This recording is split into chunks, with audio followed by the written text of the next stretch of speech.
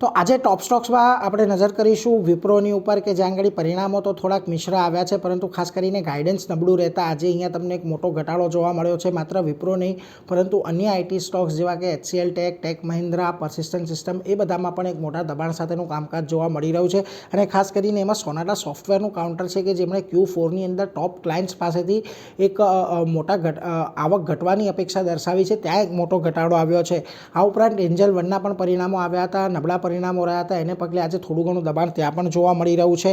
Hero મોટો કોર્પની અંદર એક દબાણ છે, કારણ કે કંપની 17 થી 19 એપ્રિલની વચ્ચે પ્લાન્ટ બંધ રાખવાની જાહેરાત કરી છે, એટલા માટે ત્યાં આગળ એક ઘટાડો આવી શકે છે. IDFC ફર્સ્ટ બેંકમાં બોર્ડે અમુક હિસ્સો વેચવાની મંજૂરી મળી છે, જેને લઈને ખાસ કરીને આજે થોડું ઘણું દબાણ છે. અને DLFમાં એ કોલકાતા SEZને વેચવાની વાત કરી છે, એને લઈને ત્યાં આગળ થોડીક તેજી જોવા મળી રહી છે. તો આ બધા સ્ટોક્સ છે જેના પર ખાસ તમારે નજર રાખવાની છે.